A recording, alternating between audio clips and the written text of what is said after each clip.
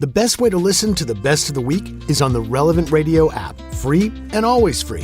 Download and share the #1 free Catholic app today in the App Store.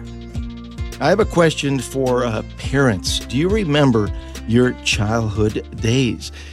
Memories of riding your bike all over town and playing in the park all day long until it got dark with all of your buddies. These days, it seems that we have transitioned from a play-based childhood to a screen-based childhood, and this is causing a mental health crisis in kids. Kids are suffering from anxiety at a very alarming young age. How can we help this generation of youngsters? Joining us live from Downers Grove, Illinois, in the Chicago area, is Theresa Civantos Barber, the assistant editor for Aletheia, to talk about 4 steps to beat the childhood anxiety crisis. Good morning, Theresa. Thanks so much for joining us. It is great to be with you once again. So good to be with you. Theresa, can you talk to us about this rise in anxiety and depression among young people? I know this is something that you've actually written about at Aletheia. Yes.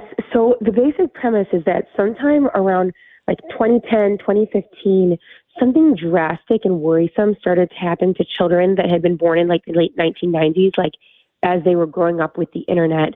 And this demographic of children who I think they're often called Gen Z, had unreal rates of childhood depression, anxiety, very serious, even suicidal ideation, very serious mental health crisis that was just skyrocketing across the country. And it was across racial, ethnic, and gender lines. It was very widespread. And this researcher, Jonathan Haidt, who's a professor, wrote this book, The Anxious Generation, How the Great Rewiring of Childhood is Causing an Epidemic of Mental Illness. And this is a book that I would recommend. If you're looking to do a family, like you and your husband or friends, or if you have a school parents book club, don't read this one to the kids. It's not for them. But any environment where parents are going to be talking, thinking, teachers, educators, anything like that, this is a must read. And they found kind of a few different factors influencing the mental illness among children. One of them is the screen time. This huge rise, far exceeding anything in previous generations, because, they didn't have it. And the introduction of smartphones and popular social media platforms had a huge effect. And this is the social media effect on mental health has reached a point that the U.S. Surgeon General has actually issued warnings and advisories to parents, referring to it as a public health crisis because it's so destructive for young people's mental health. And then along with this, there was this ironic kind of overprotection on the physical life of the child and underprotection on screens. So just as the children were being allowed kind of this unfettered access to super destructive and harmful online sources, like all this social media that we see is so bad for their mental health and their anxiety and self-image. Simultaneously, they weren't being allowed to go ride around the neighborhood on their bike or go to the park or do all these things that, many of us grew up doing and remember doing as children, but it was suddenly seen as unsafe. And I think if you talk to people of a certain generation, like my parents, when I talked to them about this, their whole childhood was just running around the neighborhood. Their mom didn't know where they were. Nowadays, that would be unthinkable. You'd be, I'm a mom now, my children are young. And if I was letting my kids running around the neighborhood without, me having eyes on them, people would think that was irresponsible. But this has actually been so bad for kids because they need to learn to be independent and to fail and to make little mistakes at a young age. And that actually, the fact that they're so overprotected when they're little leads them to be super anxious as they get older because they've never experienced having independence or freedom or any low-level risk. And so as adults or even as teens, they're like, help, what do I do with this freedom? Anyway, so it's a fascinating book, highly recommended, lots to think about and talk about there. Well, you got me thinking and bringing back a lot of memories. I know when I was a kid, we would play in the park. We'd play baseball, morning, noon, and night. I mean, my mom used to have to come and drag me home at the end of the day because we were too busy playing and having fun and making our own games and, playing, pickup games and just having a good time. I would ride my bicycle by myself all the way down to Wrigley Field from the north side of Chicago. I mean, It was a totally different time. There was no thought of being plugged into smartphones or iPads or anything else. Yes, and that's exactly what so many remember. Like, it was like you stayed out till the street lights come on, but then the funny thing is you ask the same people who remember that kind of childhood, like, well, would you let your child do that? And they're like, oh, no, no, no.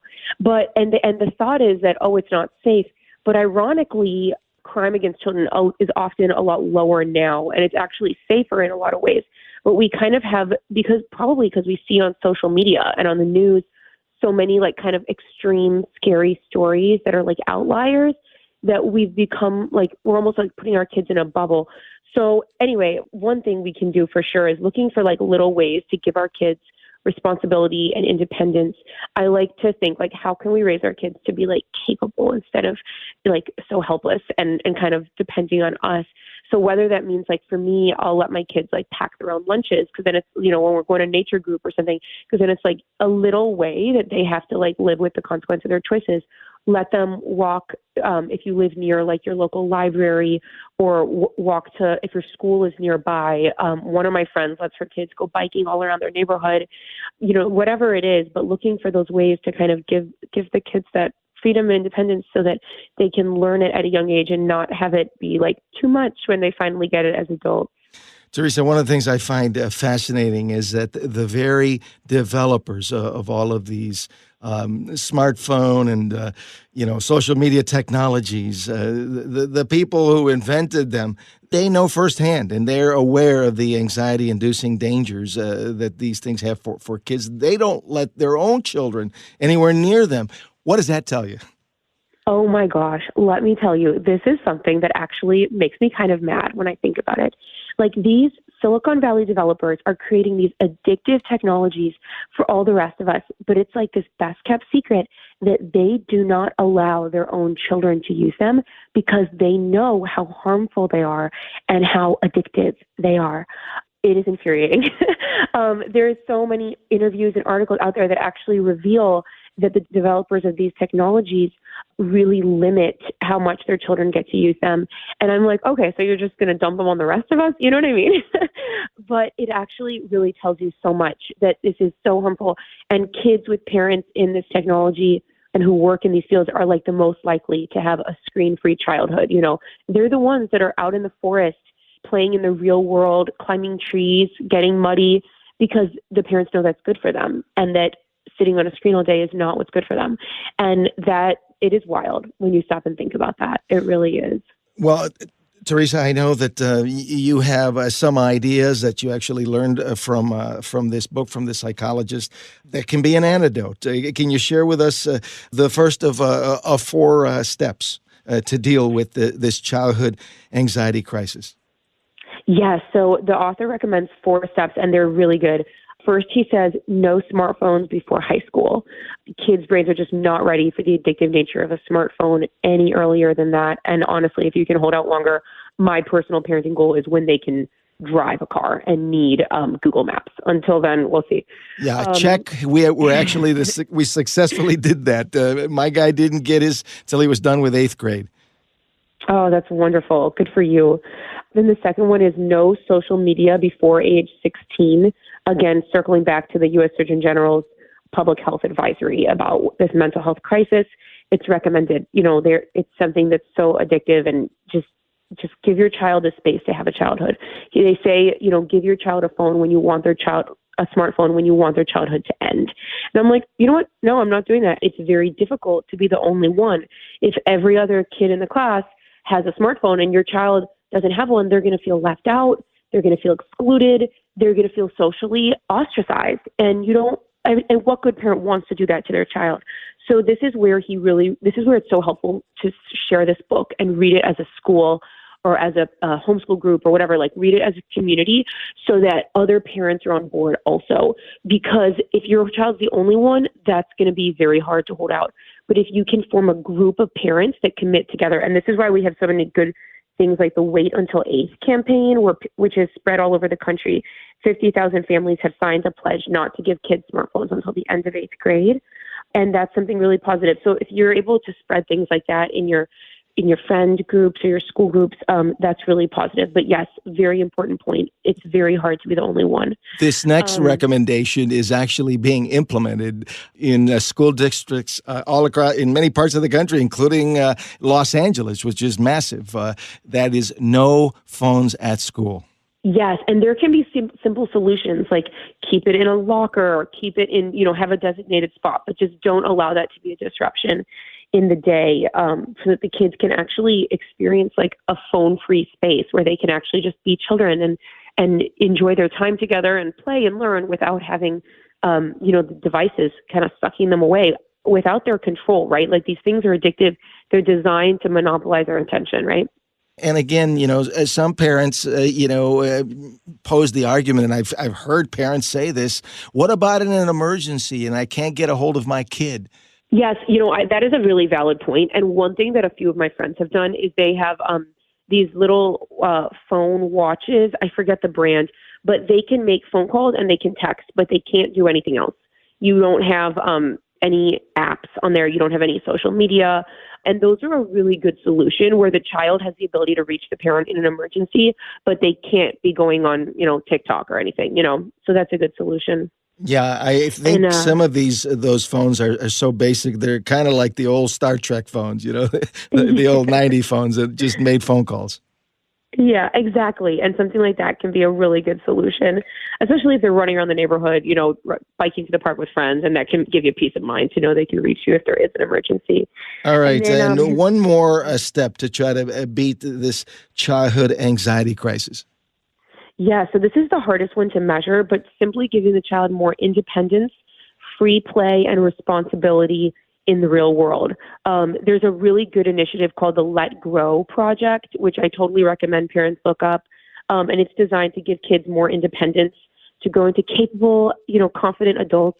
And it recommends things like let your child run an errand by themselves, go to the store, make a new recipe, order at a restaurant, just like simple things, but don't do it for them. Let them do it for themselves. And my kids will complain about this, like, Mom, why are you making us do it? And I'm like, because I want you to grow up an adult that knows how to do these things, So sometimes you might get pushback, but it's really good for them. And that's the hardest one to measure, but I think in some ways the most important, to encourage their independence and responsibility from a young age and let them fail in little ways. If they forgot, their glasses at home from school, don't immediately jump in the car and drive it, provided they can, see to get around, within reason, right? But let them remember that lesson. Okay, I'm not going to forget my glasses again. You know what I mean? Let them fail in little ways now so that when they're adults, they've already experienced failure and they know they can come back from it, and they learn those lessons of remembering their stuff. And that's the hardest to measure, but it's important. Well, I appreciate your passion for looking out for our children, and these are all very practical, common sense ideas that you shared with us. The article is called 4 Steps to Beat the Childhood Anxiety Crisis. You can find it at aletea.org. Theresa, thanks again, as always. Thank you. It's so great to chat. Theresa Civantos Barber, the assistant editor for aletea.org. This entire episode of Morning Air is on the Relevant Radio app. The Relevant Radio app is completely free and updated daily with fresh articles, podcasts, and prayers. Don't delay. Download the app today, and thanks for listening.